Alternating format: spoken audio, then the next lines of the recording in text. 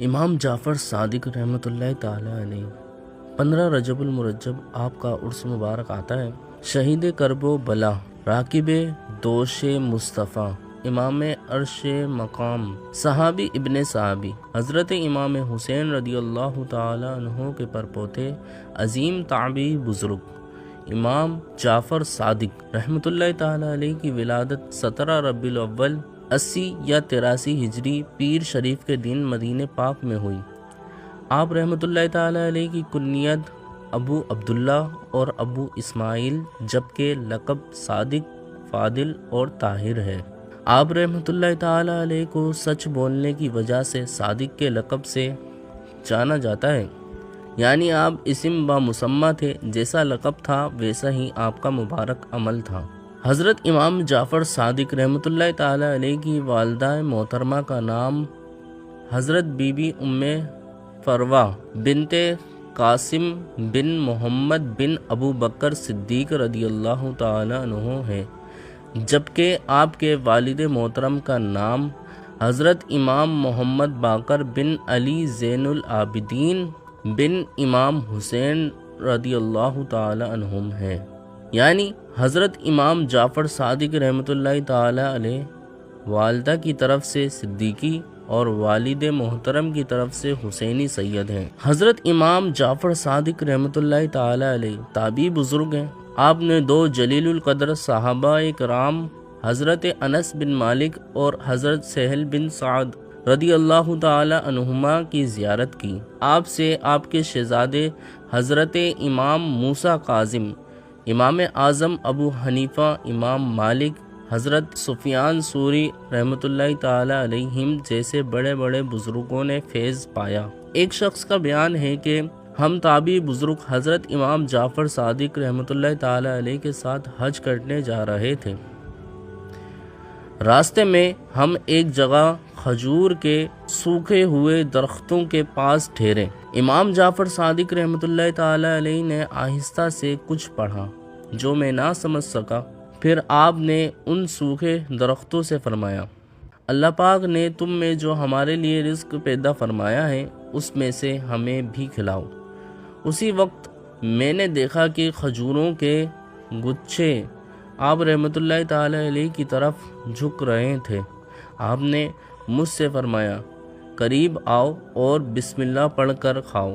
میں نے ایسی مزیدار کھجوریں اس سے پہلے کبھی نہیں کھائی تھیں۔ حضرت امام جعفر صادق رحمۃ اللہ تعالی علیہ کیسے مستجاب الدعویٰ تھے۔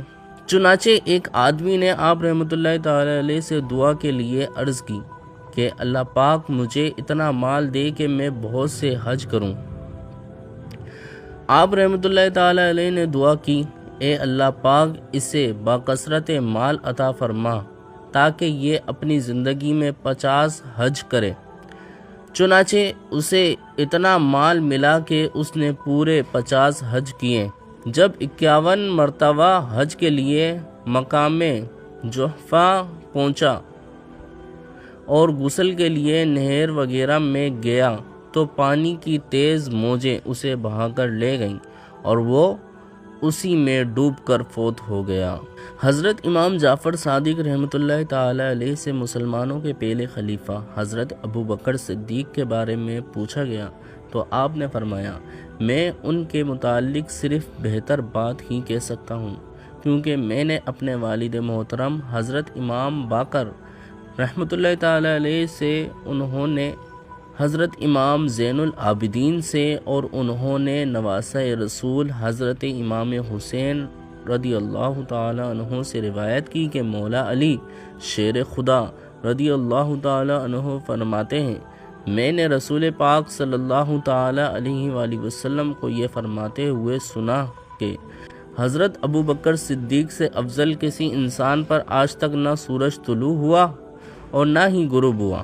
اس کے بعد امام جعفر صادق رحمۃ اللہ تعالی علیہ نے فرمایا، اگر میں نے روایت میں غلط بیانی کی ہو تو مجھے کل بروز قیامت سرکار صلی اللہ تعالی علیہ وآلہ وسلم کی شفاعت حاصل نہ ہو، اور میں حضرت ابو بکر صدیق کے فضائل کیوں نہ بیان کروں کہ میں تو خود روز قیامت صدیق اکبر رضی اللہ تعالی عنہ کی شفاعت کا طلبگار ہوں۔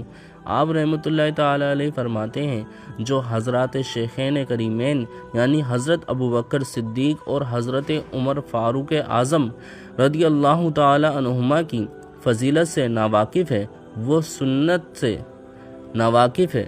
میں نے اہل بیت میں سے کسی کو نہیں دیکھا کہ جو ان سے محبت نہ رکھتا ہو۔ مزید فرماتے ہیں بے شک حضرت ابوبکر صدیق رضی اللہ عنہ کا دل مشاہدہ اور ربوبیت سے بھرا ہوا تھا۔ ان کے دل میں اللہ پاک کے علاوہ اور کوئی نہ تھا۔ وہ لا الہ الا اللہ کا ورد کثرت سے کرتے اور امیر المؤمنین حضرت عمر فاروق اعظم رضی اللہ تعالی عنہ کی زبان مبارک پر اکثر اللہ اکبر جاری رہتا تھا۔ 15 رجب المرجب 148 ہجری کو کسی بدبخت نے حضرت امام جعفر صادق رحمۃ اللہ تعالی علیہ کو زہر دیا جو آپ کی شہادت کا سبب بنا۔ آپ رحمۃ اللہ تعالی علیہ کا مزار شریف جنت البقیع میں اپنے والد محترم حضرت امام محمد باقر رحمۃ اللہ تعالی علیہ کے ساتھ ہے۔ اللہ پاک حضرت امام جعفر صادق رحمۃ اللہ تعالی علیہ پر اپنی کروڑوں رحمتوں کا نزول فرمائے اور ہمیں ان کی خوب برکتیں عطا فرمائے۔